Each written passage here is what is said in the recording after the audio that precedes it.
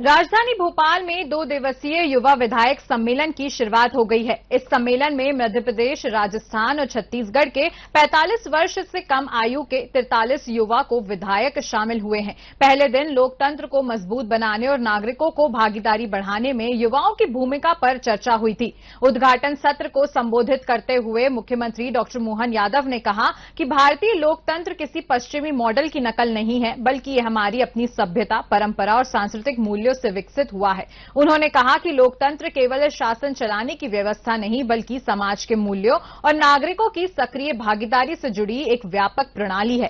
CM doctor Mohan Yadav ने युवा विधायकों को संदेश देते हुए कहा कि राजनीति में मर्यादा, अनुशासन और विनम्रता बेहद जरूरी है। उन्होंने कहा कि जनप्रतिनिधियों को अपने क्षेत्र की अच्छाइयों के साथ कमियों को भी समझना चाहिए और जनता से सीधे जुड़ाव बनाए रखना चाहिए। उन्होंने ये भी कहा कि आज दुनिया भारत की ओर देख रही है और देश 2047 के अमृतकाल की ओर तेजी से बढ़ रहा है। कार्यक्रम की शुरुआत पारंपरिक लोक नृत्य से हुई और इसके बाद सभी अतिथियों ने समूह फोटो खिंचवाया। इस दौरान मुख्यमंत्री डॉक्टर मोहन यादव व मध्य प्रदेश विधानसभा अध्यक्ष नरेंद्र सिंह तोमर, राजस्थान विधानसभा अध्यक्ष वासुदेव देवनानी, संसदीय कार्य मंत्री कैलाश विजयवर्गीय और अन्य जनप्रतिनिधि भी मौजूद रहे।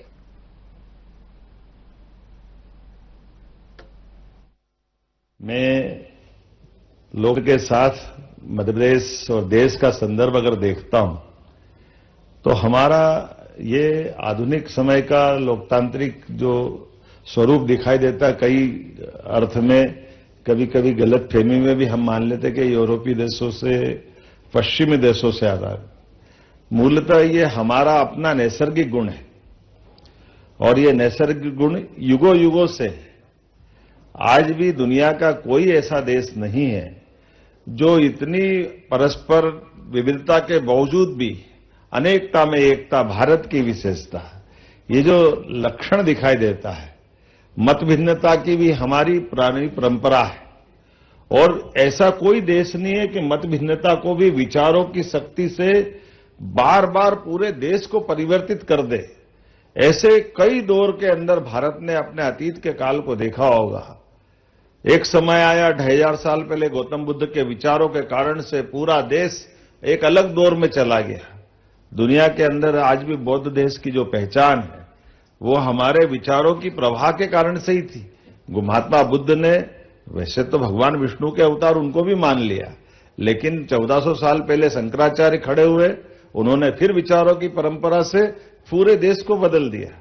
कहीं दूसरा कोई तरीका नहीं, लेकिन अपने विचारों के आधार पर, तर्क शक्ति के आधार पर, शास्त्रार्थ के आधार पर, और शास्त्रार्थ में भी कितनी पवित्रता है। पति पत्नी के साथ एक विद्वान पति से जब शास्त्रार्थ कर रहे हैं तो शास्त्रार्थ में भी निर्णायक किसको बना रहे हैं?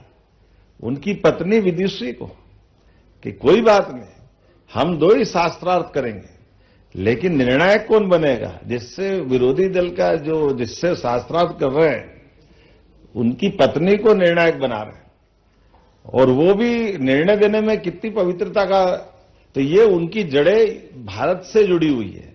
ये अपने देश की विशेषता है कि यहां विचारों की अभिव्यक्ति को लेकर के कितनी गहराई से सोचा जाता है। और इसी परंपरा में विक्रमादित्य काल पे चले जाएंगे, राजा राम तक चले जाएंगे, भोज काल तक जाएंगे, हर काल, हर युग में, हर समय सवाई मानसिंह हमारे राजस्थान पे हम जाएंगे।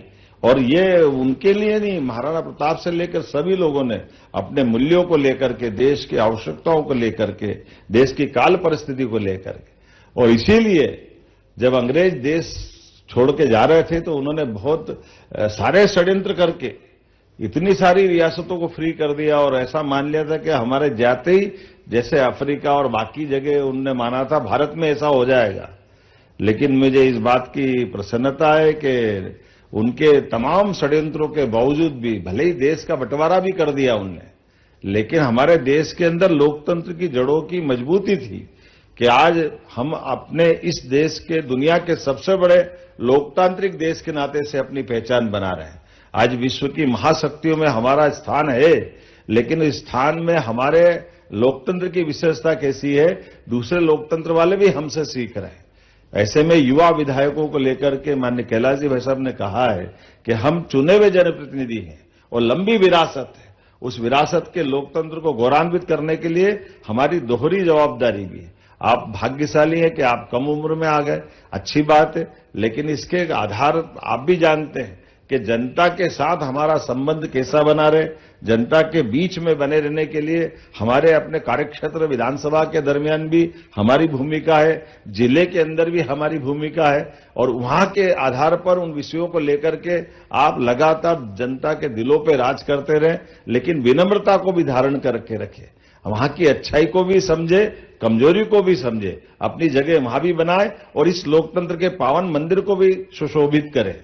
मुझे इस बात की प्रसन्नता है, ऐसे कई विषयों को लेकर मैं अपने उज्जैन से जब आता था तो उज्जैन के ऐसे कई विषयों को हमने खड़ा किया। आमतौर पे मेरे बड़े मित्र है जो भारत सरकार के मंत्री भी हैं, जब मैं उनसे विक्रमादित्य सोतपीठ की बात करता था, सम्राट विक्रमादित्य का महानाट्य का मंचन, जब हम विक्रम उत्सव भाई साहब और माननीय नरेंद्र सिंह जी भाई साहब को एक बार तो एक छोटे से प्लेन में वो ट्रेनी प्लेन से आपको उज्जैन बुलवाया था, वो मुझे ध्यान में आता है और संयोग ऐसा रहता है कि वो बड़ा चुनौती वाला रहता है और कैलाश जी भाई साहब भी हमारे हर आयोजन में आते थे। लेकिन राजनीतिक क्षेत्र में होने के बावजूद भी हम अन्य गतिविधियों को क्यों प्रोत्साहित नहीं कर सकते, अच्छी बातों को क्यों खड़ा नहीं कर सकते। ऐसे एक नहीं सभी प्रकार के क्षेत्रों में आप भी करते ही होंगे, ऐसा नहीं कि मैं अनोखा कर रहा हूं। राजनीतिक क्षेत्र में करते करते अपने भी आनंद के लिए और लंबे समय तक लोगों को सीखने के लिए भी क्या चीज अच्छी हो सकती है, कैसे उस पर आगे बढ़ सकते हैं, इन सारे कामों के बलबूते पर जैसे कहा कि अपना कार्यालय भी अच्छा होना चाहिए, अपनी खुद की भी अपने अंदर की व्यवस्थाओं के साथ मनस्थिति भी इस काम में डूबने वाली होना चाहिए, अपनी व्यवस्थित प्लानिंग होना चाहिए, अध्ययन के लिए पर्याप्त समय रखें। मुझे इस बात की प्रसन्नता है, इतनी व्यस्तता होने के बावजूद भी मैं स्वाध्याय के लिए भी रोज समय रखता हूं और व्यायाम के लिए भी 2 घंटे रोज रखता हूं, दोनों में कोई कॉम्प्रोमाइज नहीं। ये जो हमारे बीच में भले कितने व्यस्त हो जाए, अगर पहला सुख निरोगी काया, अगर शरीर ही साथ नहीं देगा तो होएगा क्या। तो अपने शरीर की भी चिंता करो, शरीर के साथ अपने सारे कामों की चिंता करो, बगैर कोई तनाव पाले। बड़ी से बड़े परेशानी आए तो शांति से उसका मार्ग निकालो कि इसका रास्ता कैसे निकल सकता है। हर परेशानी के बाद परेशानी तो होगी, लेकिन परेशानी से ज्यादा पोजीशन इस बात की अपने लिए अपेक्षा इस बात की रहती है, आप उसके बाद में आपकी एक्शन क्या हो रही, आप उस गंभीरता के साथ उस पर आप किस तरह से उसका समाधान खोज रहे हैं, जो आपके लिए भी, समाज के लिए भी, परिस्थिति के लिए भी समयचीन होना चाहिए, वो अनुकूल होना चाहिए। मैं उम्मीद करता हूं कि ये संसदीय जीवन के साथ जब आप अपन इस मुकाम पे आते हैं तो पक्ष में हो विपक्ष में, मुझे इस बात की मैं प्रतिपक्ष नेता के माध्यम से कांग्रेस के मित्रों को भी धन्यवाद दूंगा। जब विक्रमोत्सव का आयोजन कर रहा था तो विक्रमोत्सव हमारी सरकार में चालू हुआ, लेकिन सरकार बदल गई, कमलनाथ जी की सरकार थी। मैं उनके पास आया, उनसे भी बात की, उन्होंने कहा नहीं ठीक है, बिल्कुल आपको करना चाहिए, इसमें क्या तकलीफ है। तो मेरे नेता प्रतिपक्ष और उस समय के हमारे शिवराज जी भाई साहब भी थे और हम नेता प्रतिपक्ष नहीं थे, साधु अपने गोपाल भार्गव जी, लेकिन माननीय मुख्यमंत्री तत्कालीन उन्होंने कहा कि बिल्कुल मुझे कोई परेशानी नहीं। हम 2-3 जने गए थे मिलने, बात करने के लिए कि ये अच्छा आयोजन है, कोई दल से नहीं करते हैं।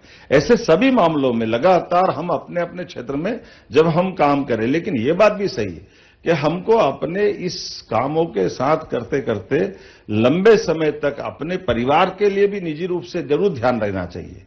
हमारे राजनीतिक क्षेत्र में आने के बाद अगर हमारे परिवार के अंदर, घर के अंदर के बच्चों के ऊपर संस्कार गलत पड़ जाए, अगर उनकी धारा बदल जाए तो हमारा रहना बेकार है।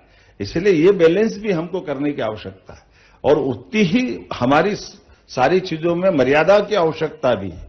मुझे इस बात की प्रसन्नता है कि जब मैं इस तरफ देखता हूं तो आनंद भी आता है, लेकिन मेरे जीवन में तो और जोरदार मजा आया कि पहली बार तो टिकट मिली बड़ी मुश्किल से, और टिकट मिली तो लौटाना भी पड़ी। तो ऐसे में अपने अनुशासन के आधार पर यह भी ध्यान रखना चाहिए कि पार्टी आपसे अपेक्षा करे तो पार्टी के साथ आप उस दौर में भी अपना कहीं ये सब चीजें होगी, हुआ नहीं हुआ, लेकिन आपको बैलेंस रखना है। आप यही आपकी परीक्षा रहेगी जब आपके साथ कोई निर्णय मौके में। अब भगवान राम को इसीलिए तो राम राज्य के कारण से जाना जाता कि कहां उनको सिंहासन मिल रहा था और कहां वनवास मिल गया।